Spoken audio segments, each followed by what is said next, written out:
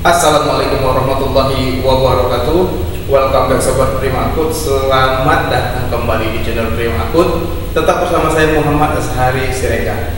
Dan tak lupa saya selalu ucapkan ribuan terima kasih kepada Sobat Primakut semua yang telah mensupport channel ini hingga akhirnya saya kembali dapat menerbitkan konten-konten terbaru di channel Primakut. Oke, kali ini kita akan membahas bagaimana cara mengoptimalkan sebuah transformator OLTC dan juga pemasangan kapasitor bank pada sebuah jaringan atau sistem distribusi guna memperbaiki drop tegangan atau jatuh tegangan dan juga regulasi tegangan.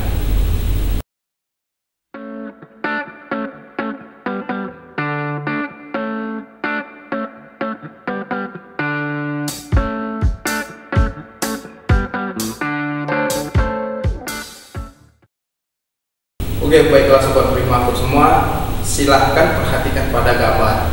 Oke, di sini terlihat sebuah simulasi sederhana sistem jaringan distribusi dari pembangkit menuju ke industri dengan melalui transfer step up dan step down. Kemudian ada saluran penghantar.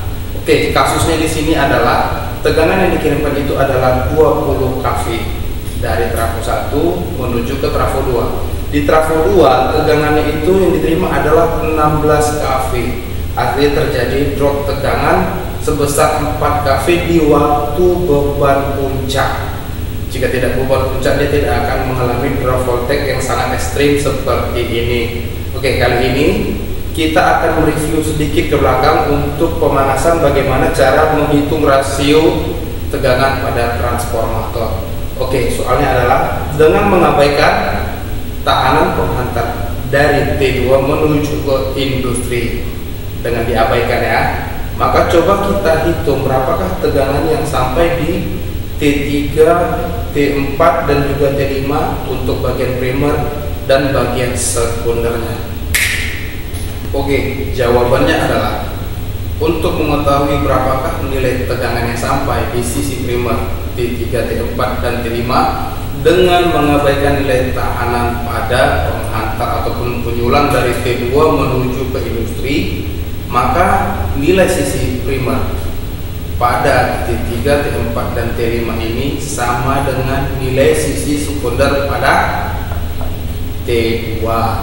Oke, atau sisi tegangan rendah di T2. Maka TRT2 artinya itu adalah tegangan rendah di trafo 2 adalah 3,3 dibagi 20. Ini adalah rasio dari perbandingan trafo, kemudian kita kali 16 kV yang sudah sampai. Maka tegangan di sisi sekunder atau sisi tegangan rendah di T2, kemudian sisi incoming di T3, T4 dan T5 adalah 2,64 kV. Oke, untuk teori transformator ini saya tidak akan menjelaskan ulang karena sudah ada pada konten berikutnya. Silakan dilihat di materi tentang OLTC atau tentang trafo. Kalau bingung langsung saja klik link di atas ini.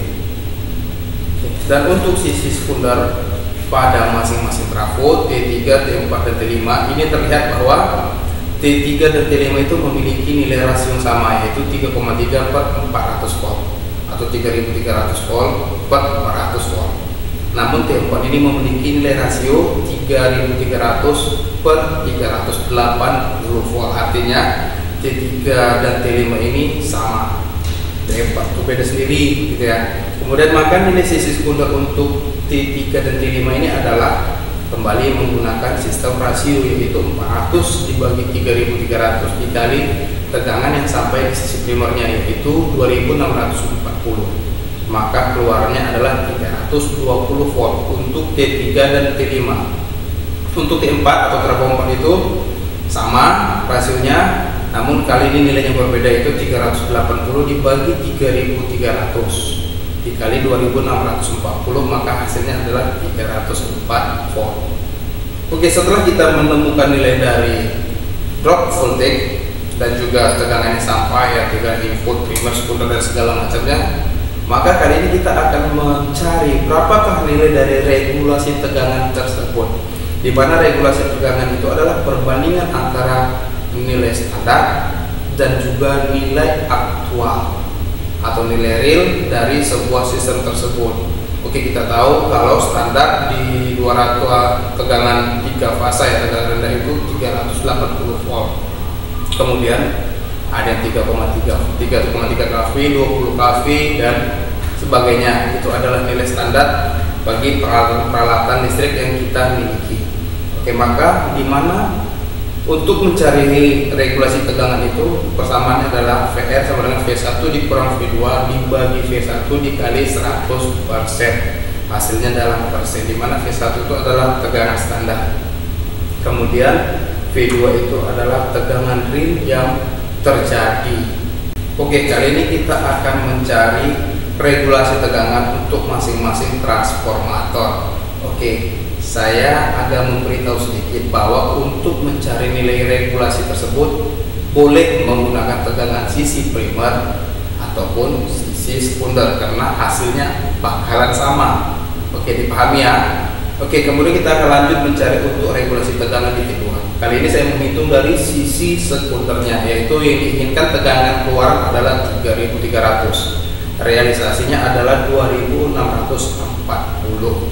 Oke, langsung saja diformulasikan. Maka kita memperoleh nilai 20%. Kemudian untuk T3 dan T5 karena dia spesifikasinya sama, maka kita hitung saja untuk 3 fasa. Normalnya kita inginkan itu adalah 380 volt.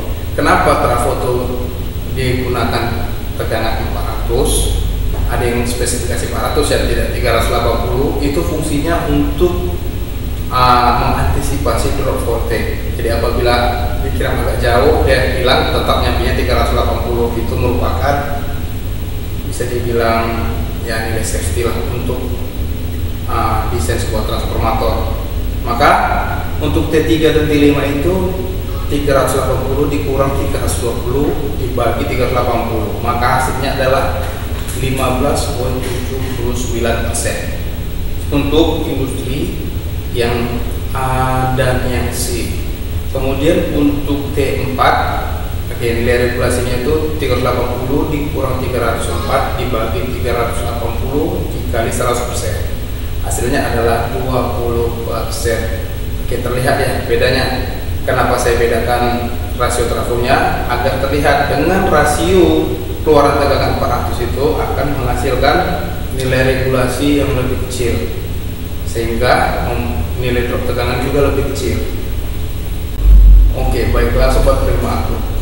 Dari hasil hitungan yang kita peroleh, kita memperoleh sebuah kesimpulan, yaitu pada waktu beban puncak sistem distribusi pada contoh yang kita berikan ini mengalami drop voltage ataupun regulasi tegangan yang sangat-sangat jelek, bisa dikatakan sangat ekstrim.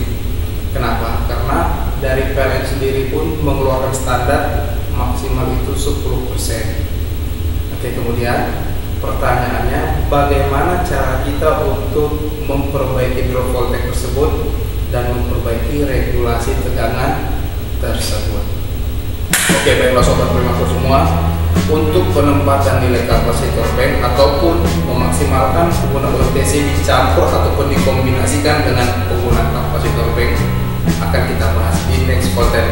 Maaf karena kalau juga dilanjut ini akan sangat panjang sekali dan tidak mudah untuk dicerna. Oke, namun saya berjanji akan dikeluarkan dalam waktu yang sesingkat-singkatnya biar nyambung ya, konsepnya nyambung. Oke, apabila ada komentar ataupun terdapat kesalahan, langsung saja komen pada kolom komentar. Dan juga apabila ada sharing ataupun ingin bertanya, yang kalau di YouTube itu agak sedikit lama ya kalau kita bahasnya, langsung saja bisa kirim pesan ke saya melalui Instagram. Linknya ada di deskripsi konten kali ini. Dan juga saya menghimbau untuk mendownload buku-buku elektrikal ataupun buku-buku elektronik Primatur Dokumen. Linknya juga ada pada deskripsi.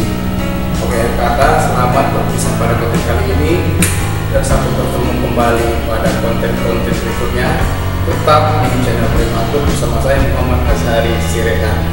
Wassalamualaikum warahmatullahi wabarakatuh.